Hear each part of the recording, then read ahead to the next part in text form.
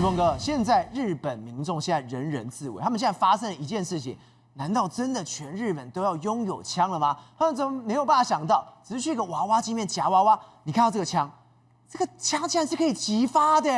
对，这个画面吼，你再看一次，这画面代表什么意思？代表这个枪它是可以打到底火。对，它的这个撞针啊，打到底火之后呢，它才会发生这种火光。在台湾，你这个的话，低效是几年？你知道吗？5年。5年，比以前制式的5年，然后呢，改造手枪比较便宜，现在没有，现在改造手枪都是5年。而这个东西在日本来讲的话，你要去哪里拿到，你知道吗？赵伟哥，你的小朋友可能去楼下的娃娃机店夹出来之后，就是这个枪。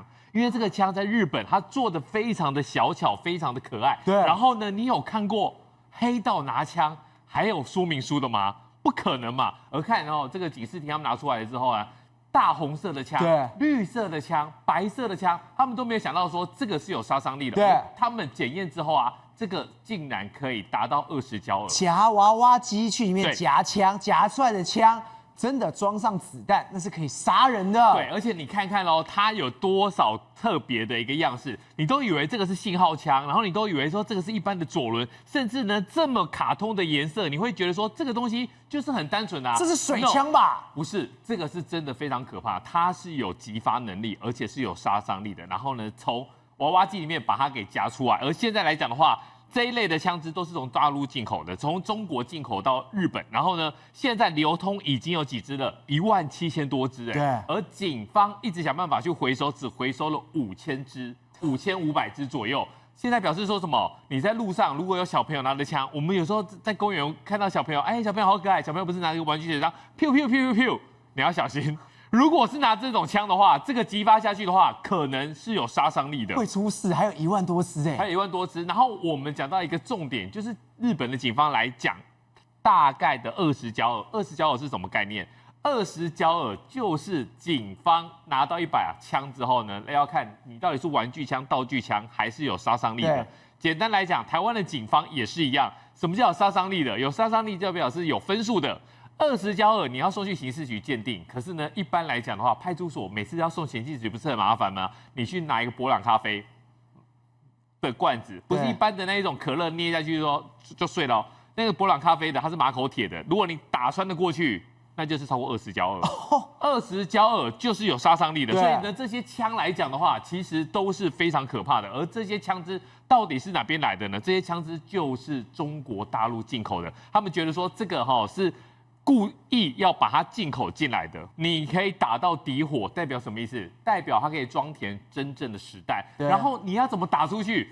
这个是一件很荒谬的事情。我们小时候也玩过 BB 枪，也玩过那种书局买的那种，没有6个那个红色的火药，然后弄出去，你只会有啵啵啵啵的声音。为什么呢？因为你的枪管不能够连通啊。你当过兵都知道，你要是连通了枪管，那就是可以直接击发实弹的。而这个东西来讲的话，确实是可以这样子来使用，而你竟然在书局或者是在娃娃店就可以拿到这个东西，是非常可怕。简单来讲，它就是改造手枪。对，如果近距离的话，那会怎么意思？那你就可以夺人性命。而对日本小朋友来讲，最严重的一件事情是，他们不知道这个风险，以为只是玩具枪。而最可怕的一件事情是，如果它的底火打下去之后啊，这玻璃都会爆的，都会爆。可是这样开玩笑，我们讲到最可怕的事情是。它不只是攻击别人哦，你没有好好的把这个刚性给制造好的话，你会变什么状况？膛炸，膛炸，没错。赵伟哥讲到重点了，如果小朋友为了玩游戏，然后最后手炸断了，那怎么办？所以现在来讲，警视厅为什么那么担心？因为这些真的不是玩具，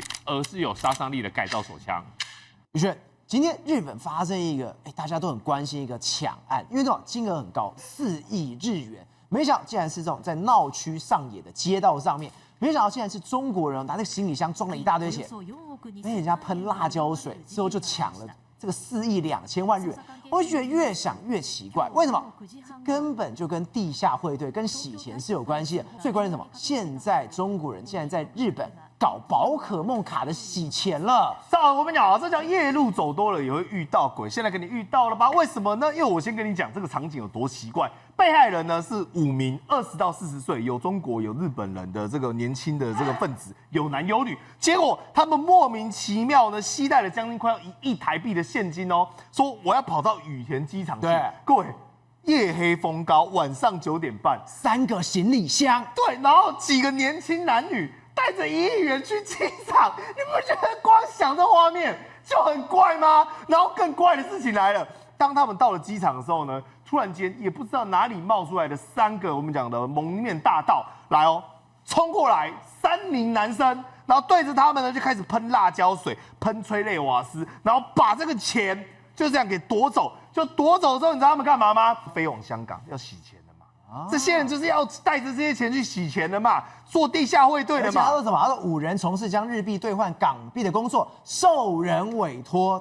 拿现金到羽田机场。对啊，越听越毛，越听越怪。对啊，而且他是要去香港，他不是在羽田机场换呢，他是香港换呢。来，再来更怪的是哦，来无独有偶，另外又有1名呢，其他的这个男子哈，带着1.9亿的日币，来各位又来了，然后呢他又跑到羽田机场，就同样又被3人团伙用催泪瓦斯攻击，好像又是同一个集团，太奇怪了吧？对，然后都是他要把钱拿去羽田机场，到下午的时候，羽田机场也发生了这样的事情啊，这个男的也要带钱去羽田机场，对，就突然间日本好多人都带上亿元要去羽田机场，好奇怪。然后最后面呢，当然哈，他们现在呢在我们讲上环，这是在香港哦，就我们刚才讲他们的同一天哦，1月30号哦，对，目的地哦，就是这2组人都要搭飞机去香港哦，香港这个地方刚好呢有一个换汇店哈，也被抢走了5800万日元。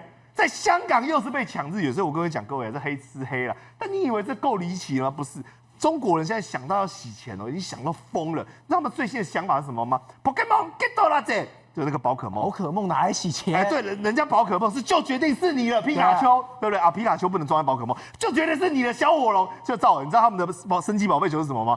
就决定是你的人民币，人民币就砸出来，真的啊。大批的中国人开始啊在抢这个日本的宝可梦，对，然后呢，甚至有人哦为了要抢说这个卡哦有没有限量之类的，然后现场啊直接一个大妈跟一个年轻小伙子，你看现场这样吵起来了，而且甚至是哦很多日本人哦他们都去哪里了？秋叶原，因为秋叶原这个地方哦，他们都在讲说，哎大概40万日币啊，大概是2万块人民币啊，然后开始大量的扫货。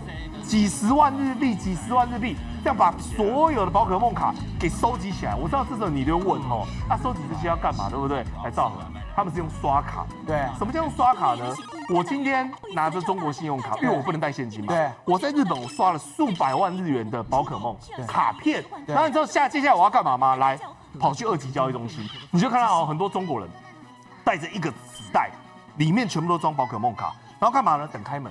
因为每一天哦，这种秋叶原哦，它这种二手市场它都会有当天报价，报价一出来之后，马上冲进去，开始50万日元的卖，50万日元的卖，然后它会分好几组人，把这些所有的宝可梦卡刷完卡得到的卡之后，马上直接消化掉。那消化掉它得到什么呢？日元、日本现金。所以我拿中国的人民币去买了现在的宝可梦卡，最后换到是什么？换日元，对，天然洗钱法。所以你看到这边。大家一袋都是宝可梦卡，对，所以他们根本不是要赚价差，他们这样其实是赔钱哦。但他们要赚的是什么呢？我本来从中国里面贷不出来的钱，我透过信用卡买宝可梦，再马上当天把它卖掉，我就可以洗出数十万日元，然后我可以干嘛？放在我日本的住址里面去，而且没有人说我是犯法的。对，那我到时候再存到日元去，我是不是合法洗钱？你中国平常没办法这样干啊。所以你知道吗？整个宝可梦，哎，我是很喜欢宝可梦的人。